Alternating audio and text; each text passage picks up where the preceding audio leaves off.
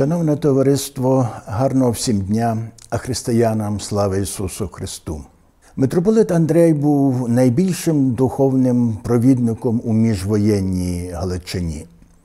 Тому зазирнути в лабораторії його власної мотивації – це наче переглянути підручник з успішного лідерства. У своєму заповіті, написаному 1923 року і переданому на руки папи Пія XI, Шептицький так сформулював свою життєву місію. «Сповняючи обов'язки любові до ближнього, приставав я з моїми вірними у справедливих їхніх національних прагненнях, роблячи себе всім для всіх, щоб їх спасти. Обороняв я їх також перед несправедливостями».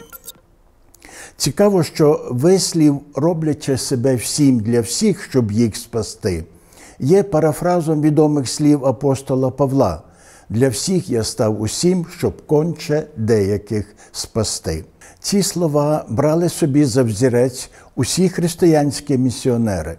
А тому я особисто окреслюю Андрея Шептицького передусім як місіонера.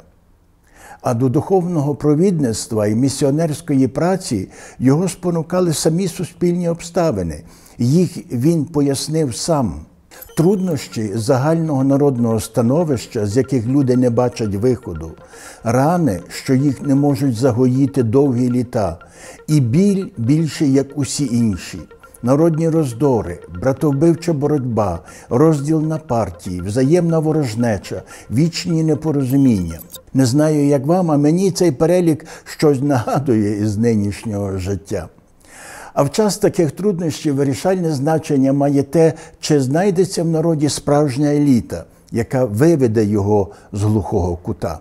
В одній зі своїх молитов митрополит Андрей і формулює, якими рисами має відзначатися така еліта. «Нехай Бог завжди дає нашому народові мудрих провідників у суспільному і політичному житті, які шукали би не свого, а загального добра, які би здійснювали провід, а не улягали кожному вітрові загальної опінії, які би сміливо і голосно признавалися до принципів Христової віри». Отже, перша передумова мудрості провідника – це вміння шукати не свого, а загального добра.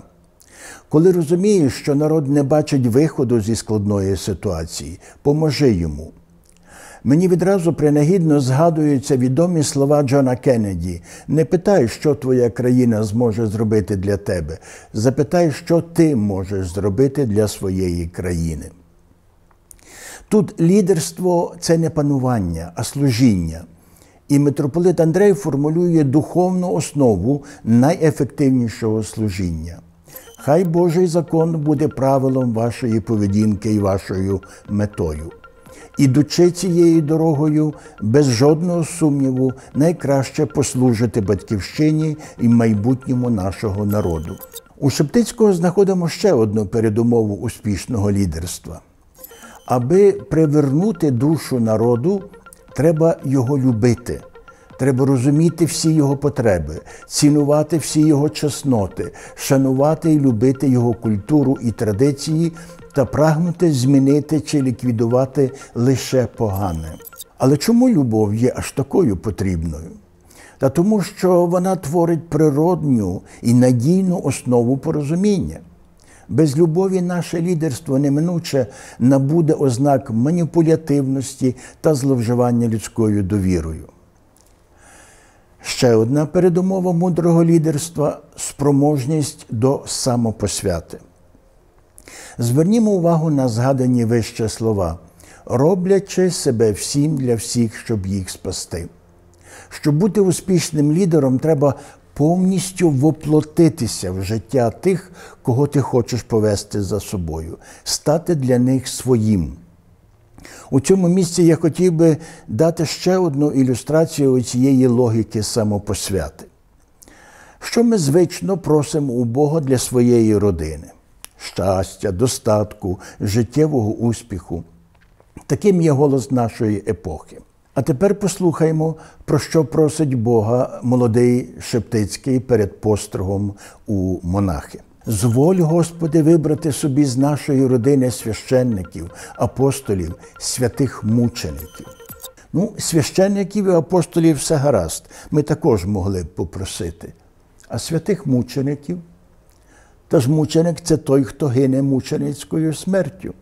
Хто з нас побажає нашим родичам такої смерті? Як бачимо, це голос іншої епохи, в якій самопосвята аж до смерті – це найбільша заслуга в очах у Бога. І нарешті подам іще одну цитату Шептицького, цього разу з його послання до української молоді. Ця цитата стала сьогодні однією з найбільш улюблених. «Служба любові, мої дорогі, не знає лаврів доти, доки жертва ще не повна. А жертва однієї хвилини не заступить довголітньої мурошиної праці. Не зривами однієї хвилини, лише беззупинним напруженням і беззупинними жертвами аж до крові та смерті багатьох поколінь двигається народ. І легше часом кров пролити в одну хвилину ентузіазму, ніж довгі літа з трудом сповнювати обов'язки і переносити спекоту дня, і жар сонця, і злобу людей, і ненависть ворогів, і брак довір'я своїх, і недостачу помочі від найближчих, і серед такої праці аж до кінця виконувати своє завдання, не чекаючи лаврів перед перемогою, ані винагороди перед заслугою».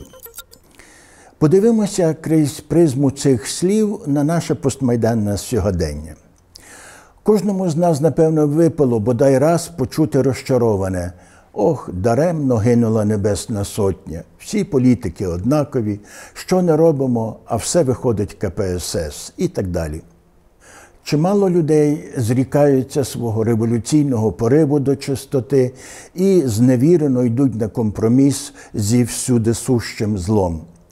Тобто українці можуть бути прекрасними у своєму ентузіастичному пориві, проте на оту довготерпеливу мурашину працю їх останнім часом явно не вистачає. Тому таким важливим є заклик митрополита Андрея бути готовим іти проти течії і переносити все те, на що наштовхується такий інакодумець. І злобу людей, і ненависть ворогів, і брак довір'я своїх, і недостачу помочі від найближчих.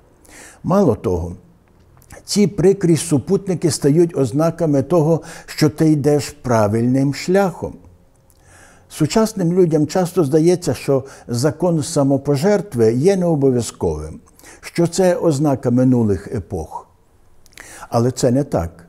Добровільна жертва вражає людську уяву, робить достовірними словесні декларації, а відтак стає переконливою і веде за собою.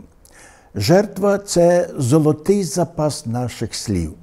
А щоб людина не сприймала жертву як катування, вона, кажучи словами пророка Єремії, мусить укласти закон Божий у своє нутро і написати його у своєму серці.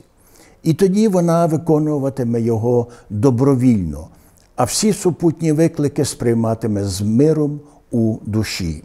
Так, все це голоси з іншої епохи.